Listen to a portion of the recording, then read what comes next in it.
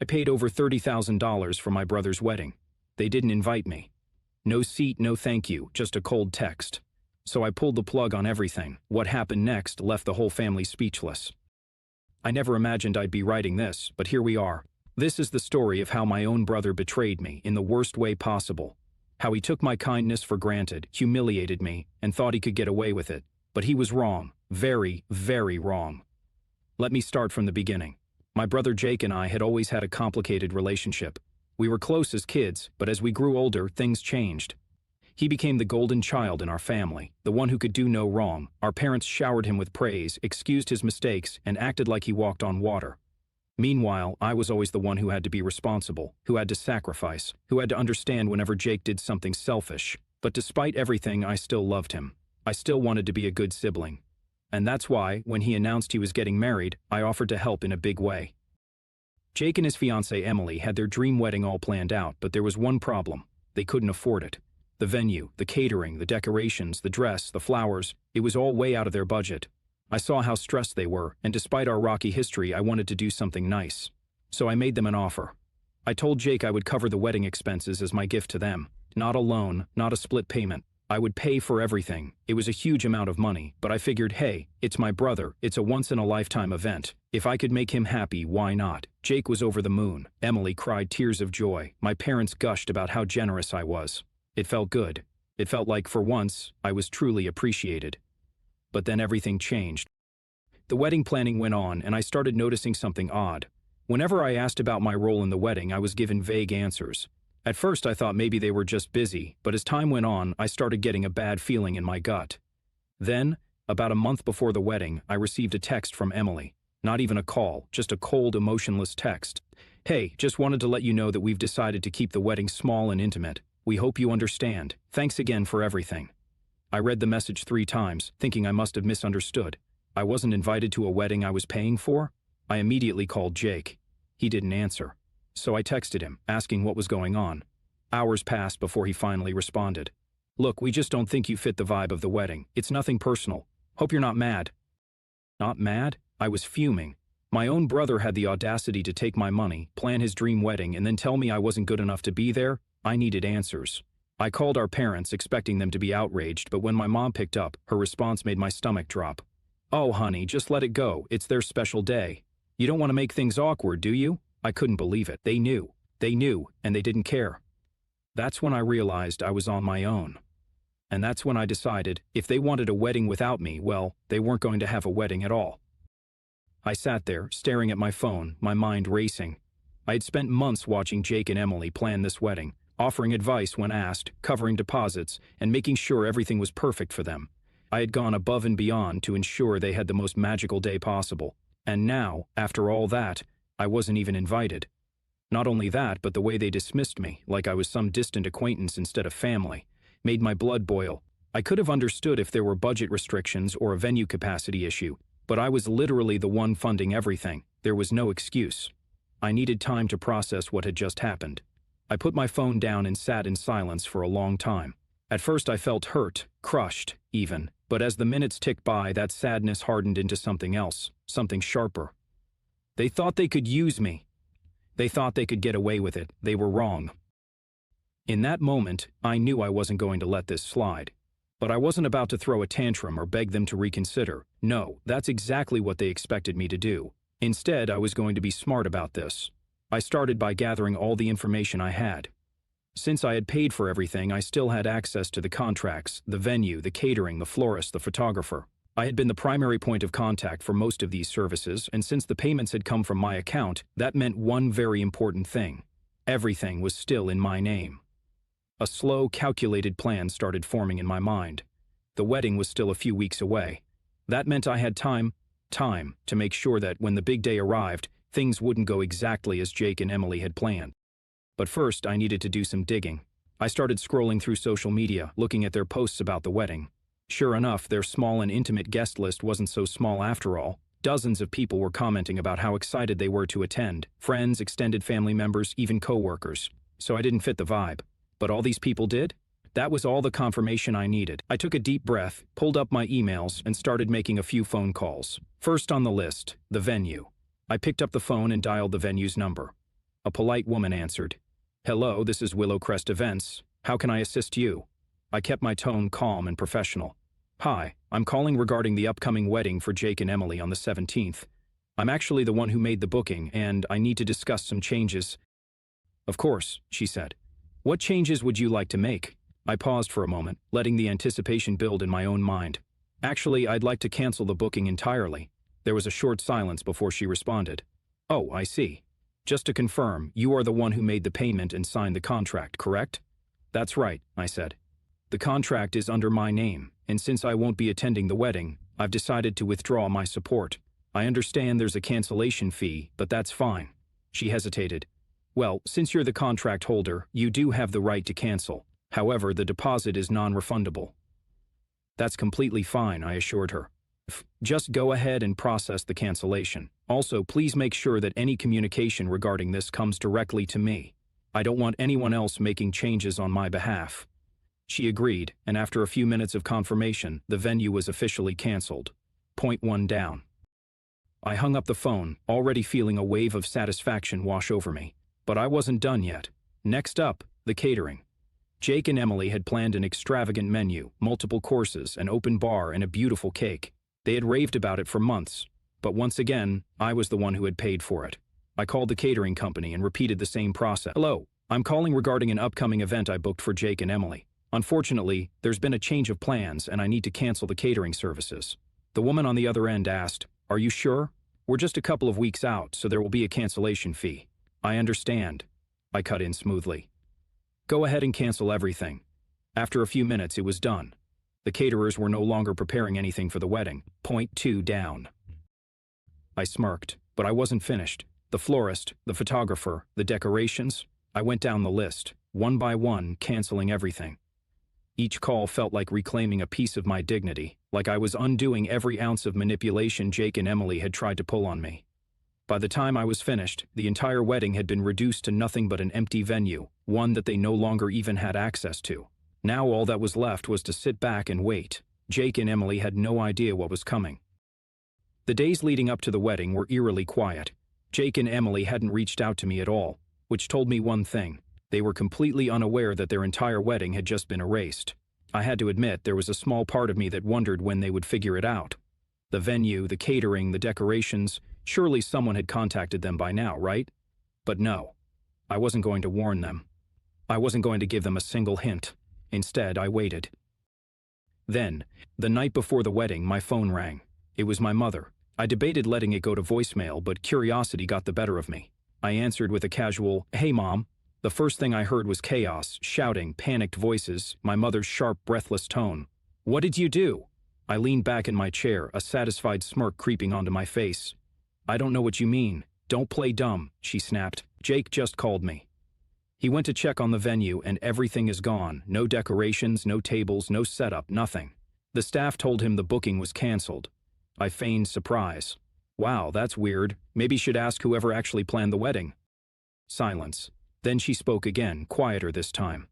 "You canceled everything, didn't you?" I didn't even hesitate. Of course I did. I paid for it. It was in my name, and since I wasn't invited, I figured, why should I pay for something I'm not welcome at?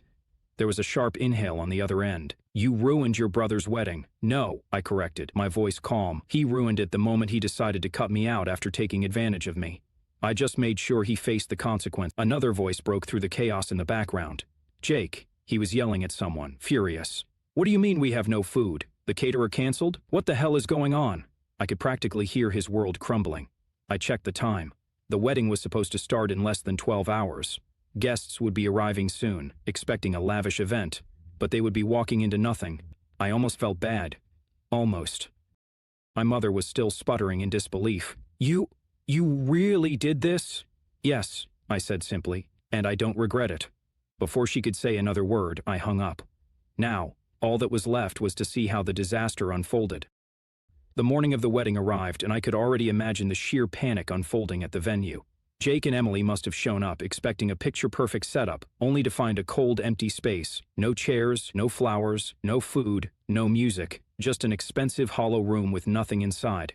I poured myself a cup of coffee and scrolled through my phone, waiting. And then, like clockwork, the messages started pouring in. Jake texted, What did you do? You ruined everything. I hope you're happy, Emily texted. You are beyond selfish. You knew how important this day was for us. I took my time before responding, sipping my coffee as I typed back a single message. I wasn't invited, remember? Didn't seem like you wanted my involvement, so I just followed your lead. Silence for a while. Then my phone rang. Jake! I let it ring out. It rang again and again. Finally, after the fourth time, I picked up. Let me guess, I said dryly. Something wrong with the wedding? His voice was shaking with rage. Do you have any idea what you've done? People are arriving in a few hours. There's nothing here. No food, no chairs, no flowers. Maybe you should ask the person who actually planned the wedding. Oh wait, that was me. He let out a sharp breath. You did this on purpose. Of course I did, I said. You expected me to pay for everything, and then just accept being tossed aside like I was nothing. You used me, Jake, and you thought I'd just take it. I could hear Emily's voice in the background, panicked, speaking to someone else. Can we get another caterer? Anything? The second voice answered, Not at this notice. Everything's booked solid. I could practically hear the blood draining from her face. Jake's voice dropped to a desperate whisper. Please, we can fix this. If we just get the venue back, maybe we can… I cut him off. The venue was my contract, remember? And they're fully booked for months. So yeah, that's not happening. He let out a strained breath, and for the first time there was something in his voice that hadn't been there before. Panic. I let that silence linger, savoring the moment. Then, just as I was about to hang up, I gave him one final parting shot. Next time, don't take advantage of people who actually care about you, and then I hung up. But the story wasn't over yet, because what happened next was even better. I sat back, my fingers still lingering on the phone screen, a feeling of satisfaction spreading through me. For the first time in a long while, I felt like I had control of the situation. Jake and Emily's little world was about to collapse, and I was going to watch it all unfold from the sidelines, knowing I'd played my part, but the real chaos started to hit as the morning wore on. I started receiving messages from friends and family members who had been invited to the wedding. Aunt Kareny, at 8:45 a.m., what the hell is going on? I just got to the venue and it's like a ghost town. Uncle Ray at 8:20 a.m., hey, we got here early for the wedding. There's no one here. Did they cancel? What's going on? The more I read, the more the gravity of the situation hit me. It wasn't just Jake and Emily who were affected. This was spiraling out of their control, and people were starting to talk. I had to admit, part of me felt a little gleeful. But that feeling quickly shifted as I realized the scale of the disaster. All of their friends, their family, none of them had any idea that this was coming. I began to feel that these weren't just strangers, these were people I knew, people who had come from out of town, people who had taken time off work to celebrate the wedding. Sure, Jake and Emily had treated me like a doormat, but was this really fair to the rest of the guests? Then again, I couldn't help but remember how they had treated me, how Emily had laughed when I suggested I be part of the planning process, how Jake had made comments about me not fitting the vibe of the wedding. They deserved to feel this. I checked my phone again and the messages kept coming in. Aunt Karen texted, they're trying to fix it. They said the caterers are on their way now, but the venue is still empty. What's going on? Uncle Ray texted. Everyone is starting to leave. No one knows what's going on. I couldn't help it. I had to respond. I replied, I heard the wedding was going great. Such a shame. But hey, I'm sure it'll work out. Maybe they'll find some food or a chair somewhere. It was petty, I knew, but it was so satisfying to watch the mess ripple through the family. Now I was starting to realize something. This wasn't just about getting back at Jake and Emily. This was about something bigger, something that had been building for years. The more I thought about it, the more I realized how much of my life I'd spent putting up with their selfishness. The more I thought about everything I had done for them, only for them to completely disregard me at the first opportunity, and now they were reaping what they had sown. But the icing on the cake was still to come. The day dragged on. I kept checking my phone, watching the disaster unfold from the comfort of my apartment. The messages kept coming in from family, and at first they were all filled with confusion, but soon the tone shifted.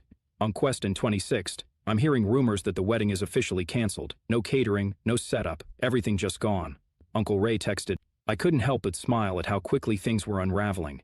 The idea of Jake and Emily having to explain this to everyone, how it was supposed to be the happiest day of their lives and now it was a full-blown catastrophe, was so satisfying. But as the day went on, something unexpected started happening. Jake and Emily's calls became more frequent, more frantic. At first I ignored them, but then I saw the desperate text from Emily. Please, just tell me you didn't cancel everything. I'll beg you, I'll do anything. Her tone was raw, pleading. She wasn't the smug, self-righteous Emily I knew anymore. Now she was just someone desperate for help. But why should I give it to her? Why should I be the one to fix the mess that was entirely of their making? Still, I didn't answer immediately. I just let her stew in her panic. Then, about an hour later, Jake texted me. "We're getting married at City Hall today. We need you to help with the venue and food. I'm sorry for everything I said. Please, you're the only one who can fix this now." The irony wasn't lost on me. They literally fired me from the wedding weeks ago, and now they were begging me to clean up their mess. I could feel the tension building in my chest. Was I really going to just let them scramble around, realizing the full weight of their mistake? Or was it time for me to finally take the upper hand? I couldn't resist. I replied, "It's a bit too late for that, don't you think? Maybe you should have treated me like family instead of some second-rate guest you could toss aside."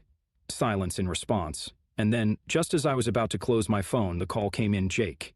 His voice was quieter this time, almost defeated. "Look, we're sorry. We're really sorry, but the venue won't let us rebook it, and there's no one else to turn to for the catering. Please, please help us." I could hear the panic in his voice, but there was something else too, something I hadn't anticipated. They were desperate, but so was I.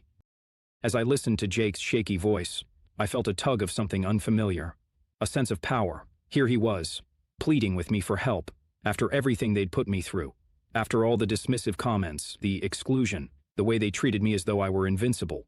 Part of me wanted to hang up, walk away, and leave them to face the consequences of their actions. They deserved it, didn't they? They had been selfish, manipulative, and ungrateful, and now they were finally feeling the sting of their own choices. But there was something else, something darker, that I couldn't ignore. I had always been the one to clean up the messes they made, always the one who gave without getting anything back. I had spent years being the quiet one, the one who didn't rock the boat, who kept my feelings to myself. But this time, I wasn't going to fix their mess, not unless I got something in return. "Jake," I said slowly, my voice measured, cold. "I'll help, but you're going to owe me big time, and I'm not talking about the money you promised me." There was a long pause.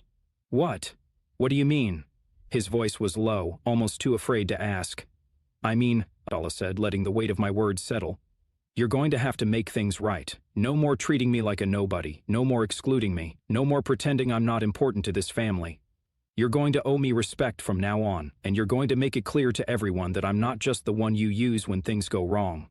There was silence again. I could almost hear the wheels turning in Jake's head as if he were weighing the value of his pride against the very real situation he was in. Finally, he spoke. I can do that. I'll tell everyone. Just please help us. We need you." That was all I needed, the satisfaction of knowing they were cornered, that they had no choice but to admit they needed me. "I'll get things together," I said, a sense of finality in my voice. "But remember this moment. You don't get to treat people like trash and expect them to always pick up the pieces." I hung up, feeling a rush of satisfaction. The venue was ready to be set up again, but now there were terms, and the real payoff was going to come when I got to see the look on their faces when they realized what had truly happened. But as I prepared to head over, one final message came through. Emily texted, "Please, we'll be forever grateful. Please make this right." I paused before responding, taking a moment to savor the power I now had over them. I replied, "You'll be grateful when I say you will be. See you at City Hall."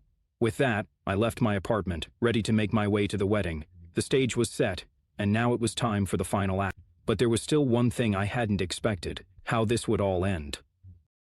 When I arrived at City Hall, the atmosphere was far from what you'd expect for a wedding. There was a sense of awkwardness hanging in the air, as if everyone knew something wasn't right but couldn't quite put their finger on it. The small crowd gathered in the lobby looked uncomfortable, standing in clusters, whispering among themselves. Jake and Emily were standing by the front desk, looking more like two people who had just been through a war than a couple about to get married. They saw me as soon as I entered, their faces lighting up in a mixture of relief and nervousness. "Thank you for coming," Emily said, her voice shaky. "We really appreciate it." She looked at me, almost pleading, like I was some sort of savior.